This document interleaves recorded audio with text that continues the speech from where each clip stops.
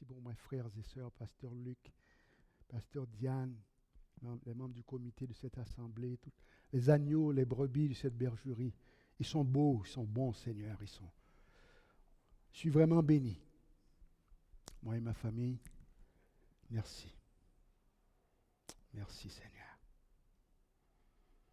Oh, et nous accueillons ta présence, Seigneur. Merci pour Ils sont gracieux envers moi. Merci. Seigneur, l'éternité ne me suffira pas pour te dire merci. Merci pour tout. Merci pour cette grâce, ce privilège que tu m'accordes ce matin de partager avec mes frères et sœurs ici réunis l'évangile du Seigneur Jésus-Christ, l'évangile de la grâce de Dieu, la bonne nouvelle. Merci pour cette grâce et ce privilège. Et Seigneur, tu sais, tu me connais. Viens me remplir, Seigneur, de ton Saint-Esprit, sans lequel tout est vanité. Alors, Saint-Esprit, je m'appuie sur toi. Merci pour cette grâce, ce privilège. Oui, oins-moi, Seigneur. Ta présence, ton onction et ta puissance. Afin que le nom de Jésus soit glorifié, que ton Église soit édifiée, encouragée. Au nom de Jésus. Merci pour tout ce que tu vas faire durant ce partage. Au nom de Jésus. Amen. Amen. À votre santé. Mais au ciel, par exemple, ce ne sera pas de l'eau. Ce sera du vrai vin. Avec du bon vin, j'imagine. On ne peut pas imaginer. Alléluia. Alors, si vous avez votre Bible avec vous ce matin, l'Évangile selon Saint Jean, chapitre 19, 23 à 30. Alors, on va le lire. Il dit, les soldats, après avoir crucifié Jésus, ils prirent ses vêtements et ils en firent 4 parts. Une part pour chaque soldat. Ils prirent aussi sa tunique, qui était sans couture, d'un seul tissu, depuis le haut jusqu'en bas. Et ils se dirent entre eux, ne la déchirons pas, mais tirons au sort à qui elle sera. C'est de la loterie, hein? Voilà. Mais ils n'ont pas compris, ces gars-là, que ce faisant, cela arriva afin que s'accomplisse cette parole de l'Écriture. Ils se sont partagés mes vêtements et ils ont tiré au sort ma tunique. Voilà ce que firent les soldats. Et près de la croix de Jésus se tenait sa maman, sa mère, Marie, et la sœur de sa mère, Marie, femme de Cléophas, et Marie-Madeleine. Jésus, voyant sa mère, et auprès d'elle le disciple qu'il aimait, il dit à sa mère, « Femme, voilà ton fils. » Puis il dit au disciple, « Voilà sa mère, voilà ta mère. » Et dès ce moment, le disciple l'a pris chez lui. Après cela, Jésus, qui savait que tout était déjà consommé, dit, afin que l'Écriture s'accomplisse, j'ai soif. Il y avait là un vase plein de vinaigre, et les soldats en remplirent une éponge, et l'ayant fixé à une branche d'hysope, ils l'approchèrent de sa bouche. Quand Jésus eut pris le vinaigre, il dit, tout est accompli. Tout est accompli. Et baissant la tête, il rendit l'esprit. Alors, frères et sœurs, le titre que le Seigneur m'a inspiré, cela vient de soi. Devinez, c'est quoi le titre de ce message ce matin? Ben, voyez-vous là, tout est accompli. Non mais tout est accompli, tout est accompli. Il faut pas rendre les choses difficiles là, intellectualiser les choses. Tout est accompli. Et ça s'applique à vous et à tous et à chacun de nous. Et ceux-là qui ne sont pas là, bien entendu. Et même pour le monde entier qui ne connaît pas encore le Seigneur, Jésus a tout accompli. Et donc le titre de message, ça veut dire que Pasteur Diane l'avait deviné aussi, non? Moi, je ne comprends pas ça. Moi. Tout est achevé, tout est accompli. Et en langage militaire, moi j'aime beaucoup les militaires, croyez-le ou non, mission accomplie. Right. That's it, that's all. C'est fait. C'est ça l'évangile. Jésus a tout T-O-U-T accompli. Croyez-le ou non. Moi, je préfère le croire. Parce que si tu ne le crois pas, tu as un gros problème. Donc, c'est vraiment l'évangile que j'adore. De plus en plus, c'est un cadeau que Dieu m'a fait. C'est un cadeau. De toute façon, tout ce qu'on a de Dieu, c'est Jésus-Christ et Jésus-Christ crucifié. Point final. Et c'est ça, c'est le message que Jésus a inspiré à l'apôtre Paul. L'évangile, c'est Jésus-Christ et Jésus-Christ crucifié. Les soldats, écoutez, on ne réalise pas le prix qu'il a payé. Hein? Lui, le roi des rois, le Seigneur des seigneurs, le créateur de l'univers, ils l'ont dépouillé, ils l'ont humilié. Vous n'accepteriez pas ça, moi non plus. Ils l'ont dépouillé, non seulement de ses vêtements, mais de sa dignité aussi. C'est-à-dire qu'il était nu. Il était nu. Ils l'ont, comme un vulgaire assassin, un bandit, Voilà le prix qu'il a payé. Et il s'est laissé faire. Est-ce que vous réalisez le prix qu'il a payé pour nous? Ils l'ont dépouillé de ses vêtements, de sa dignité. Ils ont tiré au sort sa tunique. Au fond, sa tunique, c'est sa justice. Hein. Il croyait pouvoir, comme ça, on va partager ses vêtements, on va tirer au sort sa tunique. Tu ne peux pas voler, tu ne peux rien voler, tu ne peux rien prendre de Jésus parce qu'il le donne. Sa justice nous appartient. Qu'avons-nous besoin de plus? Donc si sa justice n'est pas suffisante, donc c'est ta propre justice. Puis la justice humaine, ça lui pue au nez. Et ça, c'est notre orgueil spirituel. Ça, notre propre justice, l'orgueil de jamais eu. Ça lui pue au nez. Si sa justice ne nous suffit pas, c'est pas fini.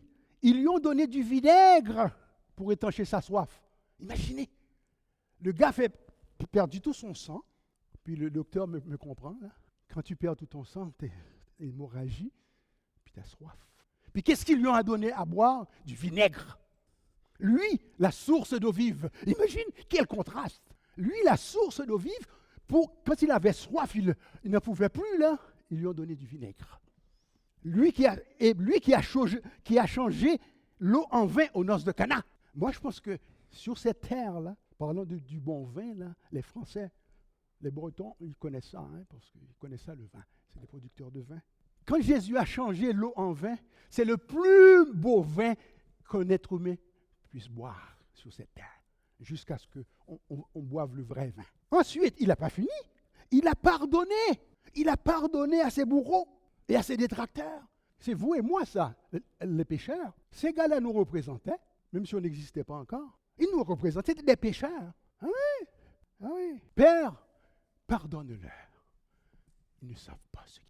Ils l'ont mis à nu, ils se sont moqués de lui, mais pardonne-leur. Mais là, à un moment donné, le Seigneur, il était très sensible. Tu peux imaginer, un gars qui était rempli de l'esprit comme ça, il était très sensible. Il a dit, Père, Élie, lama sabachthani, pourquoi m'as-tu abandonné? Imaginez-vous donc. Pourquoi m'as-tu? C'est la première fois, lui et son père, ils faisaient un. On ne peut pas imaginer une intimité aussi proche. C'est plus qu'entre un homme et sa femme. Là, il a senti, parce que nos péchés étaient sur lui. Il était rempli de nos péchés. Et le père s'est détourné. Alors il a senti, pourquoi m'as-tu abandonné? Et, après avoir pris le vinaigre, pour étancher sa soif, et ça c'était écrit, il a tout accompli, hein? Toutes les paroles de l'Écriture, là il a dit, ok, il a goûté le vinaigre, il a dit, tout est accompli. Puis en baissant la tête, après, pour la première fois, il a reposé sa tête. Jésus, il dit, les renards ont des tanières, mais le Fils de l'homme n'a pas reposé sa tête. Il ne pouvait pas se reposer comme du monde jusqu'à ce qu'il ait pris tous vos péchés, tous les miens. Là, il pouvait se reposer. Puis là, il a rendu l'âme. Je ne vous dis pas ça pour vous sentir coupable. C'est pas ça, vous comprenez mon point là. C'est pour apprécier comment Dieu nous aime. C'est pas pour vous culpabiliser. Moi j'haïs ça. Moi d'ailleurs, mon métier là, je le sais, quand je pratique la psychiatrie, la culpabilité, c'est mortel ça. Ça peut amener quelqu'un au suicide. Ça commence par l'accusation. Et qui est-ce qui est l'accusateur? On le connaît. Mais il se sert de notre chair pour nous accuser. Donc, dès que tu détournes tes yeux du Seigneur, de son œuvre parfaite, tu tombes dans ta propre justice qui pue aux yeux de Dieu, puis le Satan rentre dedans. La croix du Seigneur. Le Seigneur l'exprime très bien dans le psaume 103. Et ça va du nord au sud, ça c'est la croix, hein, du nord au sud, de l'est à l'ouest. C'est parfait, ça couvre tout l'univers. Du nord au sud, puis de l'est à l'ouest. Psaume 103 nous dit, verset 10, « Le Seigneur ne nous traite pas selon nos péchés, il ne nous punit pas selon nos iniquités. » Merci Seigneur. Mais autant, écoutez, les cieux sont élevés au-dessus de la terre, autant sa bonté est grande pour ceux qui le craignent, c'est-à-dire pour ceux qui ont confiance en lui. Les gens qui le craignent, c'est pas avoir. Dieu n'a pas besoin, il ne veut pas qu'on ait peur de lui, voyons donc. Même un enfant qui a peur de son parent a un gros problème. Mais ça arrive, ça. C'est des humains. Mais Dieu ne veut pas afin qu'on le craigne, afin qu'on ait confiance en lui. Autant l'Orient est éloigné de l'Occident, autant il éloigne de nous nos transgressions. Qu'est-ce qu'on a besoin de plus? Qu'a-t-on besoin de plus? Veux-tu qu'il retourne de nouveau sur la croix? C'est pour ça que le bon roi David a eu cette révélation dans son cœur. Avant ça, bien avant la croix, bien entendu, il a dit, mon âme bénit l'Éternel. Bénis l'Éternel. Que tout ce qui est en moi bénisse ton Saint-Nom. Parce que c'est lui qui pardonne toutes tes iniquités, toutes T-E-S, et qui guérit, quoi? Es-tu sûr? Ça, c'est le diable. Es-tu sûr? Es-tu sûr? Come on! C'est lui qui délivre ta vie de la force de destruction, qui te couronne de bonté et de miséricorde. C'est lui qui rassasie de vie ta vieillesse, qui te fait rajeunir comme l'aigle. Soyez pas jaloux. Ça, c'est Dieu, ça. Vous savez, par sa mort sacrificielle sur la croix du Calvaire, notre bien-aimé Sauveur et Seigneur, Jésus-Christ, il a achevé, il a accompli à la lettre. Et ça, c'est le français, c'est le breton, je veux dire. Plus que parfaitement, c'est pas parfaite, plus que parfaitement, il a accompli. Plus que, vous voyez, le plus que parfait, c'est plus que parfait. Il a plus que parfaitement le rachat, la rédemption du genre humain de ses péchés. Jésus a payé le prix pour tout, même ceux-là qui ne croient pas encore en lui.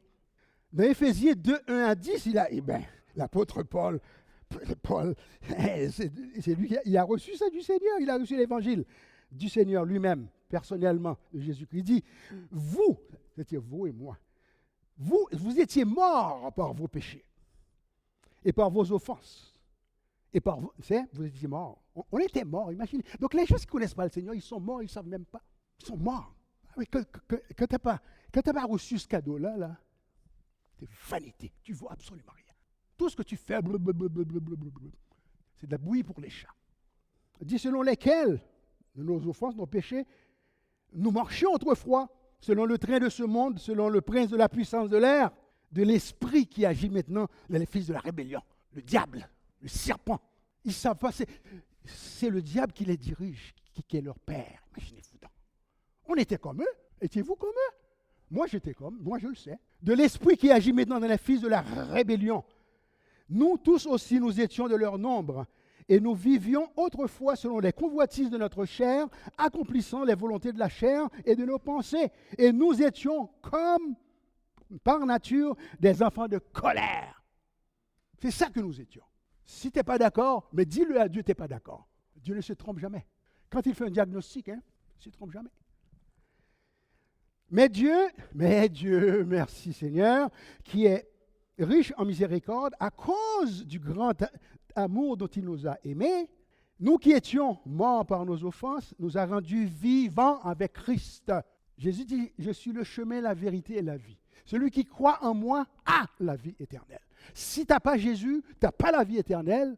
L'évangile, c'est une passion, ça. C'est la plus belle histoire. Mais c'est plus qu'une histoire, c'est la réalité. Le genre humain, depuis la chute de nos premiers parents, est perdu. Imagine-toi. Avec les beaux édifices, notre littérature, puis ci, puis ça. Si tu meurs comme ça, là tu vas dire, wow! Trop tard, tu ne peux plus changer d'idée. Alors c'est ça, il dit c'est par la grâce que nous sommes sauvés, par le moyen de la foi, et cela ne vient pas de nous. C'est le don de Dieu. C'est l'évangile. Calme tes nerfs. Oh, moi j'ai fait ci, j'ai pas fait ci, j'ai pas fait ça, j'ai fait ci. Oh là, tu vois mon curriculum. L'œuvre de Jésus sur la croix du Calvaire était, là je l'ai appelé les Français qui m'ont formé à mon aide. L'œuvre de Jésus était monumentale, magistrale, parfaite, incomparable, géniale et divine. Son œuvre sur la croix, et vous savez, soit dit en passant, et c'est une exhortation que je fais. Frères et sœurs, Jésus ne pouvait pas accomplir sa mission de lui-même. Et ce gars savait qu'il était le Fils de Dieu. Pensez-vous qu'il ne le savait pas? Bien sûr qu'il le savait. Le créateur de l'humanité, le créateur de l'univers. Mais pour nous sauver, il a dû s'humilier. Et il s'est humilié pas à peu près. Moi, je ne l'aurais pas fait. Vous non plus. Pour une gang de pécheurs, rebelles. Il ne pouvait pas le faire sans être rempli du Saint-Esprit, frères et sœurs. C'est quoi votre problème? Vous voulez servir Dieu tout seul? Par votre zèle, je ne sais pas quoi, votre théologie? Vous perdez votre temps. faut être rempli du Saint-Esprit. Donc si lui, mon Dieu, il avait besoin d'être rempli du Saint-Esprit, imaginez-vous et moi. L'orgueil humain, l'orgueil, la chair. Voilà notre problème. Donc si lui, il avait besoin pour accomplir sa mission, il était toujours rempli de la puissance du Saint-Esprit et il était toujours soumis à la volonté du Père. Nous aussi, Père, vis ta vie en moi aujourd'hui, que ta volonté soit faite et non la mienne. C'est le prix à payer. Et la chair n'aime pas ça. Ouais, non, tu as une tête sur les épaules, mais c'est ça ton problème. Jésus, bon, là je vous parle, le Seigneur nous parle, là où vous êtes assis. On a tous des besoins, ok? Je parle de besoins. Il y a toutes sortes de besoins. Et tant qu'on va être sur cette terre, on va avoir des besoins. Eh bien, le Seigneur veut, il nous rappelle, il nous exhorte, que lui, Jésus, il est la clé et le garant de toutes les bénédictions spirituelles dans les lieux célestes. Ça nous est acquis déjà. Alors, qu'est-ce qu'on en fait? Oh oui, mais là, dès que tu ajoutes mais, c'est fini. Ah, mais oui, mais c'est trop facile. Si Dieu ne peut pas me sauver, s'il ne peut pas me venir en aide, qui peut me venir en aide? Ben, Jésus, et il a fait tout ça, le sacrifice de sa vie, pour vous combler tous nos besoins. Moi, frères et sœurs, je n'ai pas besoin de la guérison quand je vais être au ciel. Avez-vous besoin d'être guéri quand vous êtes au ciel? Mais non, c'est pendant que tu es sur la terre. C'est sur la terre. Pendant qu'on est sur la terre, il a payé le prix, il a payé pour tous nos péchés. Alors c'est ça, Dieu n'est pas notre ennemi, Dieu le Père est notre papa. Nous sommes adoptés. Imaginez-vous donc, on a les mêmes droits que Jésus. Ceux-là qui ont été adoptés, les mêmes droits. Légalement, les mêmes droits. Donc s'il a fait tout ça, gênez-vous pas là où vous êtes assis. Dites, Seigneur, ce besoin que j'ai dans ma famille personnelle, tu pourvois ce besoin. Tu as payé le prix déjà. Je le reçois. Si tu ne le reçois pas, ce n'est pas à toi. Au nom de Jésus. Vous savez, en lui, en Jésus, nous avons la rédemption par son sang, le pardon de nos péchés selon la richesse de sa grâce. Je ne confesse pas mes péchés pour être pardonné. Je confesse mes péchés parce que je suis déjà pardonné. Ce n'est pas la même chose, ça. Ce n'est pas parce que tu confesses ton péché que tu vas être pardonné. Christ a déjà payé pour tous tes péchés. Sauf que quand tu pèches, sois honnête, je n'ai pas été gentil. Seigneur, pardonne-moi. Puis je reçois ton pardon. C'est fait déjà. Est-ce que ça fait du sens? C'est pour vous dire comment l'œuvre qu'il a accomplie, on n'a pas idée. Donc, il a répandu. Donc, nous avons la rédemption par son sang, le pardon de nos péchés selon la richesse de sa grâce. Pas parce qu'on a confessé notre péché. Oh, je vais me repentir, je vais me taper sur la tête. C'est ma faute. On ne se moque pas de Dieu. Je vais impressionner, je vais jeûner, je vais faire ci. Vous savez, dans certains pays, dont les Philippines, pour ne pas les nommer, chaque année, il y a des gens qui se font crucifier. Est-ce que vous le savez? La religion. L'esprit religieux. Alors, ce que Jésus a fait sur la croix, ce n'est pas suffisant. Toi, tu vas ajouter à... Non. No way. Je vous écris, petits enfants, parce que vos péchés vous sont pardonnés à cause de son nom, à cause de ce qu'il a payé. C'est pour ça que nos péchés sont pardonnés. Il a donné sa vie sur la croix pour nous, parce qu'il nous aime. C'est ça qu'il faut qu'on réalise. Parce qu'il nous aime. Dieu a tant aimé le monde, tant aimé. On n'a pas idée. Dieu est un passionné, le Père. Moi, je n'aurais pas fait ça. Je n'aurais pas sacrifié Maurice. N'est-ce pas, pour les pécheurs? Maurice est mon garçon. Mais non, jamais. Ni vous non plus. Si tu as une tête sur les épaules, à moins que tu sois un père, une mère dénaturée. Dieu merci, il n'y a pas beaucoup de pères dénaturés, heureusement. Mais quand même. Non. Il a donné sa vie pour nous parce qu'il nous aime, afin que quiconque croit en lui, Dieu a tant aimé le monde. Donc il m'a tant aimé, moi j'en ai eu. Mettez votre nom, signez votre signature. Il faut que ce soit personnel. C'est le monde, ouais, mais c'est ton nom. Il a donné son Fils unique afin que quiconque, de toute façon, nous sommes tous une gang de quiconque, non? Nous sommes tous une gang de quiconque. Gênez-vous pas, soyez pas choqués. Quiconque croit en lui, moi je suis un quiconque. Je crois en lui, donc je suis un quiconque. Ésaïe 43, Dieu va nous dire comment il nous aime. Là, il parle d'Israël, mais c'est nous, hein? C'est nous aussi. Ainsi parle maintenant l'Éternel, il nous parle ce matin. Celui qui t'a formé, ô Jacob, celui qui t'a formé, ô Israël, Ne crains rien car je te rachète, je t'appelle par ton nom. Il a payé le prix. Si tu traverses les eaux, tu es éprouvé au bout. Puis tes nerfs sont à bout et Dieu le sait. Donne-moi le fardeau, arrête de te battre parce que tu ne peux pas combattre. Laissez l'Éternel se battre pour vous. Sinon, mais tu ne veux pas l'Éternel, mais vas-y toi. Oh, mais le diable va te maganer, mon ouf. Il dit, l'Éternel combattra pour toi. Parce qu'il sait, à un moment donné, on atteint nos limites. Cette personne ne le sait, mais lui, il le sait. Alors, si tu traverses là jusqu'avec toi, et les fleuves, ils ne submergeront pas. Si tu marches dans le feu, tu ne te brûleras pas. Est-ce que tu le crois? Et la flamme ne t'embrasera pas, car je suis l'Éternel, ton Dieu, le Saint d'Israël, ton Sauveur. Parce que tu as du prix à mes yeux. Parce que tu as du prix, est-ce qu'on le croit? Ah oui, je ne suis pas beau, tu m'as gagné, ceci, là. Non, non, tu as du prix à mes yeux, parce que tu es honoré et que je t'aime. C'est pour ça qu'il est allé sur la croix. Pour toi, pour moi. Sinon, you on your own. Arrache-toi avec les troubles. Oh non, fais pas ça parce que c'est la folie furieuse. Bon. L'amour de Dieu a été manifesté. Ça j'aime beaucoup ce verset-là. 1 Jean 4, 9 et 10. L'amour de Dieu a été manifesté envers nous en ce que Dieu a envoyé son Fils unique, Yeshua, Jésus. Imaginez, il l'a envoyé dans le monde afin que nous vivions par Jésus.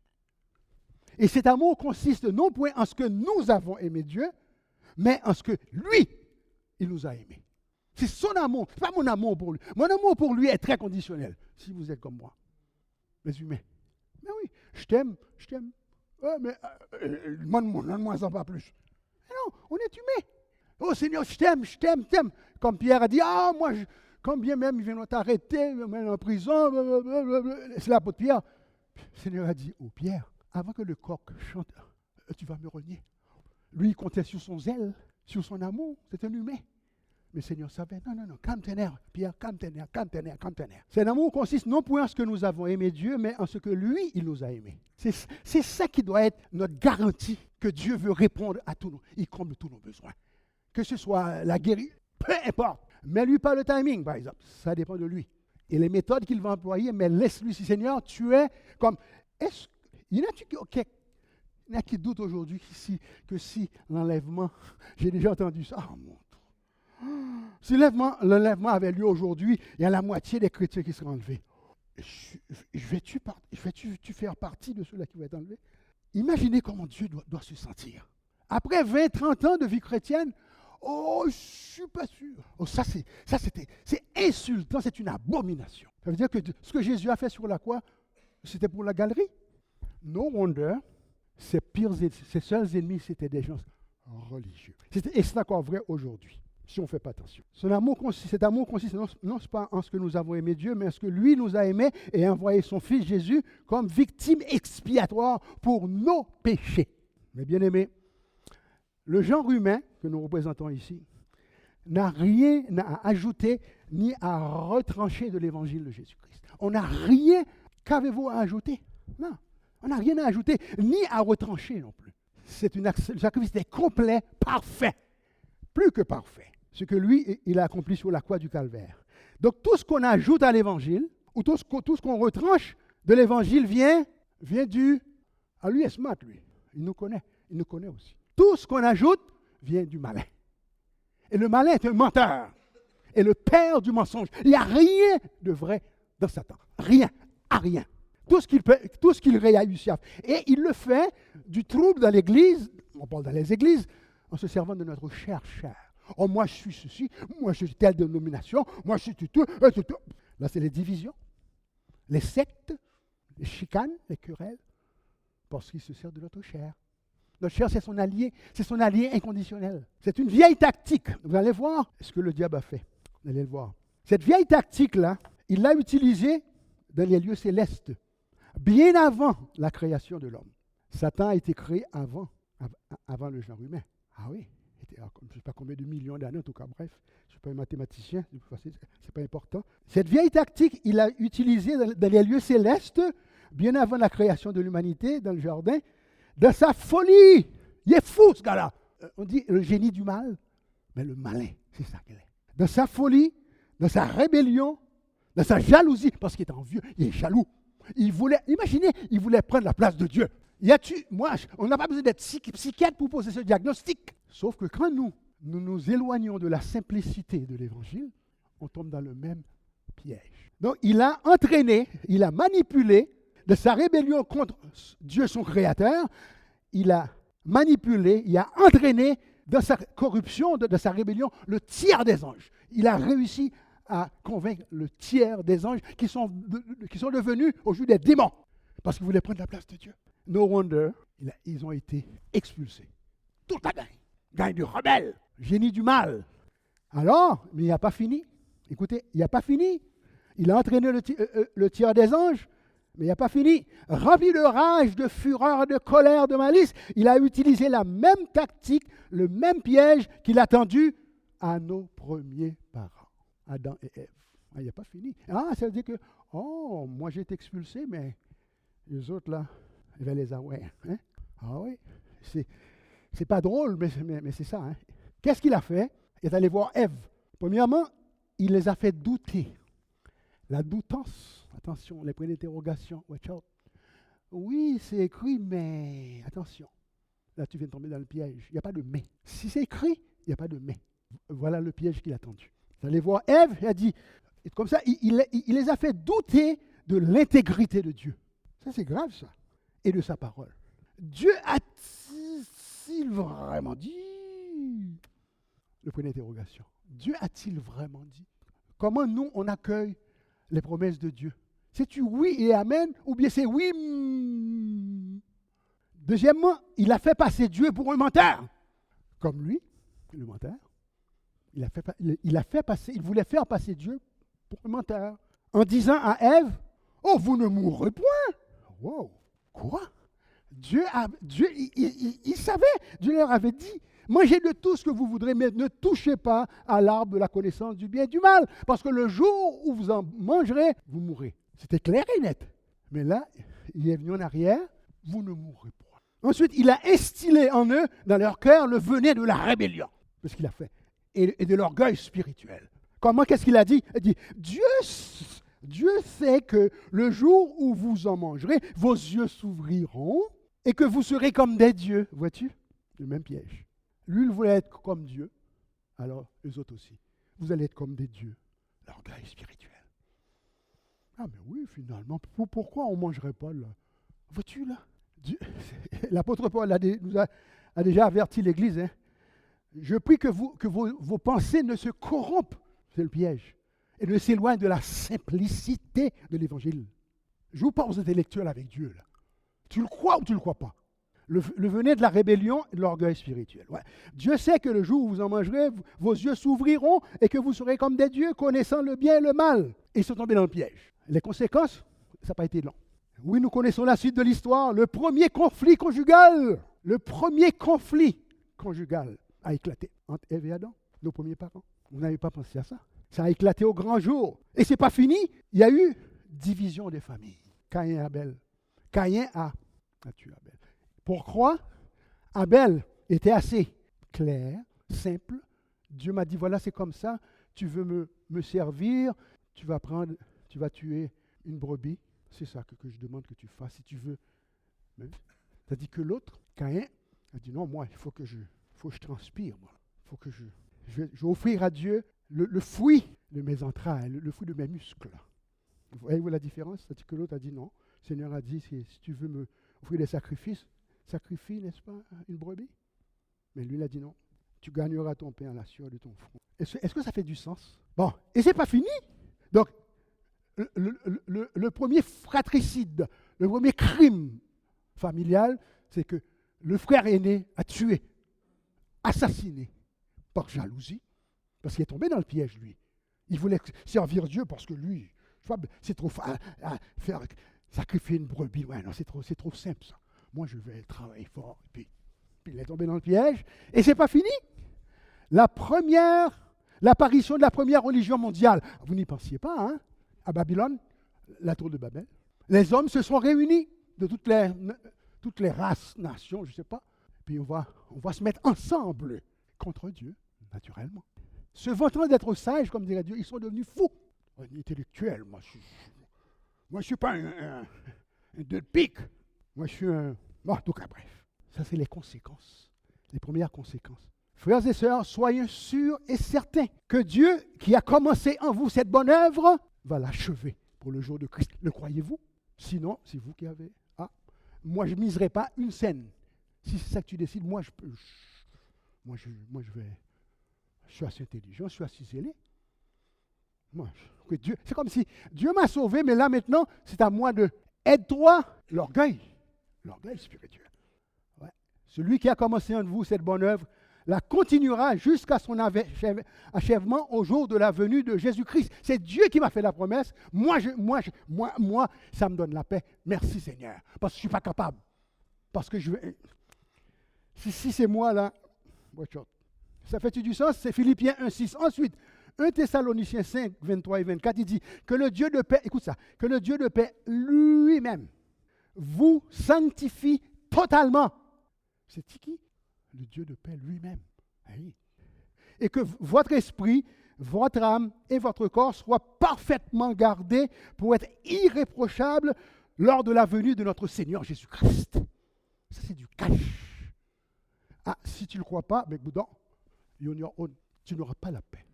Parce que tu es tombé dans le piège du diable, puis là, les accusations viennent. Ah oui, parce que dès que tu es tombé dans les pièges du diable, tu n'es plus sous la grâce, tu es sous la loi. Dieu lui-même, il a dit, il va faire que notre esprit, notre âme et notre corps soient parfaitement gardés pour être irréprochables lors de la venue de Jésus. Celui qui vous appelle est fidèle. Tu avais dit ça? Que Dieu est fidèle? Dieu ne ment pas. C'est pas politicien, ça. C'est lui encore qui accomplira cela. Le crois-tu ou tu ne le crois pas? Voyez-vous la simplicité de l'évangile. Dieu, ce qu'il demande, faites-lui confiance. Tu n'es pas assez fort, tu n'es pas assez smart, tu n'es pas assez religieux. Et ce n'est pas fini. Ça, c'était 1 Thessaloniciens 5, 23 et 24. L'autre, c'est 1 Pierre 5, 10 et 11. L'apôtre Pierre, inspiré du Saint-Esprit, a dit « Le Dieu de toute grâce ». Dieu, quand il deal avec l'humain, il ne peut pas utiliser d'autres étalons que la grâce. Aussi simple que ça. Tu n'es pas assez intelligent, tu n'es pas assez bon.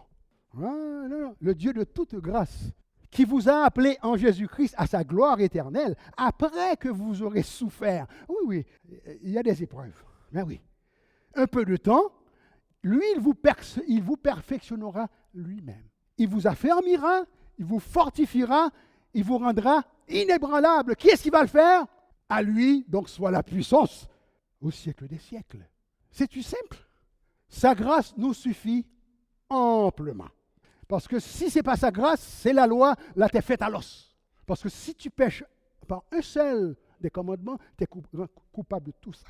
Ça veut dire que vous et moi, nous n'avons rien à ajouter à l'évangile, à la parole de Dieu, au plan de Dieu. À la lumière de l'évangile du Seigneur Jésus-Christ, à la lumière de l'évangile de la grâce de Dieu que prêchait l'apôtre Paul, à la lumière aussi de l'œuvre parfaite et complète que notre Seigneur, Sauveur et Seigneur Jésus-Christ a accompli pour nous sur la croix du Calvaire, qu'avons-nous à faire? Je vous pose la question. Qu'avons-nous à faire? Ah oui, la question, elle est simple. Hein? Qu'est-ce que nous avons à faire? Dieu a fait son œuvre. Qu'est-ce que nous avons à faire? C'est à chacun, je ne vais pas vous gêner, vous embarrasser, non. Répondez par vous-même, avec Dieu. Puis Dieu sait de toute façon, on n'a rien à lui cacher. Mais il n'est jamais trop tard. Il se peut qu'on soit tombé dans le piège. Oui, c'est arrivé, oui, on est humain, on tombe dans les pièges comme ça. Parce que notre chair veut toujours se glorifier. Hein. Si notre chair n'est pas glorifiée, ce n'est pas normal qu'une chair qui ne se glorifie pas. Il va toujours essayer de se glorifier, des fois subtilement. Bon, il n'est jamais trop tard. Il faut dire non, à partir d'aujourd'hui, Seigneur, j'ai entendu ta parole et tes promesses. Je vais faire une correction. Là. Nous n'avons rien à faire, rien à ajouter. Parce que croire, ça veut dire, c'est faire totalement confiance à Dieu. La foi, des fois, c'est pas de la théologie, ça, de grand concept. Non, c'est croire Dieu sur parole. Croire à sa parole et à ses promesses qui sont oui et amen en Jésus-Christ. C'est prendre Dieu au mot. La foi, là, Dieu l'a dit, je le crois, c'est oui et amen en ce qui me concerne. Ça finit là. Et puis tu ajoutes, that's it, that's all. Sinon, arrange-toi avec Dieu. Mais non, on n'a pas besoin de faire ça. Mais non. Dieu a payé le prix déjà. Donc c'est prendre Dieu au mot. Car sans la foi, il est impossible de plaire à Dieu. Avoir la foi, c'est être sûr de ce que l'on espère, c'est être convaincu de la réalité de ce que l'on ne voit pas. Hébreux 11:1. Marcher par la foi, c'est Dieu qui est en contrôle. C'est très simple. Quand un chrétien qui marche par la foi, c'est parce que Dieu est en contrôle. Donc je ne suis pas inquiète. Mais si tu marches par la vue, you're on your own. Je ne parierai pas une scène sur deux. Il faut marcher par la foi. C'est-à-dire, laisser l'Esprit de Dieu contrôler, prendre le contrôle de nos pensées, de nos actions, de nos émotions et de notre volonté. C'est ça que ça veut dire. Mon Dieu, lui, il ne se trompe pas. Il ne se trompera pas. Parce que c'est lui. Parce que, OK, l'Esprit de Dieu n'est pas notre coéquipier. Ceux-là qui aiment le sport, là. L'Esprit de Dieu n'est pas notre coéquipier. C'est notre coach. C'est pas pareil, ça. Ça fait-tu du sens? Il est notre coach, notre entraîneur. Donc, alors imagine, tu dis à ton entraîneur, bon, écoute une minute la chose, tu commences à capoter. Mais non, il n'est pas notre coéquipier, il est notre coach, notre directeur, notre conducteur. Le berger, les brebis suivent le berger. Mais quand tu veux être dans la chair, tu mets la charrue avant les bœufs et tu fais dur. Donc, on marche par la foi, c'est-à-dire Seigneur, tu es en contrôle. Chaque jour, demandez à Dieu, Seigneur, je te donne le contrôle. Il ne faut pas se taper sur la tête. On tombe tout dans les pieds. Je ne suis pas là pour vous accuser. Oh non, non, non. Vous exhortez, vous encouragez. Hier, c'est terminé. Même si ça commence aujourd'hui, il n'y a jamais trop tard. Et ce que Dieu nous demande, c'est de remercier. Pas compliqué ça. Dieu qu'on le remercie. Parce que lui, regarde, quand il a fait ça, il a tout gagné pour nous. Donc quand on vient à lui, Seigneur, ah oui, ah oui, ah oui, Seigneur, ah oui, merci. C'est pas compliqué ça. Ah oui, amène ça, Seigneur. Amène ça. Moi, la guérison, j'en ai besoin. Seigneur, tu as payé le prix, merci, je le reçois en ton nom. Puis point final, donne-lui pas le timing.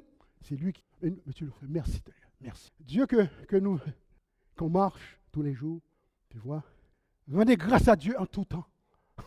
Quand c'est à votre égard la volonté de Dieu en Jésus-Christ, remercie-lui. Oh, c'est pas compliqué. Ou tu es trop... Oui, mais... Oh, misère. Oh, misère. Non, Jésus a dit, si vous n'avez pas la foi des petits-enfants, vous n'entrerez pas dans le royaume. Gagne de tête enflée. Ah oui, des fois on a la tête enflée. Mais tu fais dur. Parce que la misère que tu vas t'attirer et à ton entourage aussi. Parce que tu es rebelle. Moi, c'est trop facile. Moi, je suis... Le Saint-Esprit, voici ce que j'ai... Ça, c'est l'apôtre Paul, Galates 5, 16 à 18. Voici ce que j'ai à vous dire, l'apôtre Paul. Laissez le Saint-Esprit diriger votre vie et n'obéissez pas aux désirs de votre nature humaine, votre chair. Cet esprit prend le contrôle. C'est pas compliqué. C'est pas compliqué. Mais j'ai tellement à cœur, mes frères et sœurs, j'ai tellement à cœur de partager avec vous la grâce, l'amour de Jésus. C'est tout. C'est pour ça que je suis ici, moi, là. Sinon, ça ne vaut pas la peine. Amène-moi au ciel, Seigneur. Je n'ai pas besoin. Non. Pendant que je suis encore, donne-moi l'opportunité de partager la bonne nouvelle de l'Évangile avec mes frères et sœurs pour lesquels tu as payé de ta vie. Voyons, donc, sinon, c'est de la religion. Moi, je ne veux rien savoir de ça. Perte de temps. Vanité de vanité. Tout n'est que vanité et poursuite du vent. Laissez le Saint-Esprit diriger votre vie. N'obéissez pas aux désirs de la nature humaine, car notre nature humaine a des désirs contraires à ceux de l'Esprit, et l'Esprit en a des contraires à ceux de la nature humaine. Ils sont complètement opposés l'un à l'autre. De sorte que vous ne pouvez pas faire ce que vous voudriez. Si l'Esprit vous conduit, qu'est-ce qui va arriver? Alors vous n'êtes pas soumis à la loi. Moi, je veux rien savoir la loi me condamne. Je ne suis pas assez bon pour la loi. Je ne serai jamais assez bon.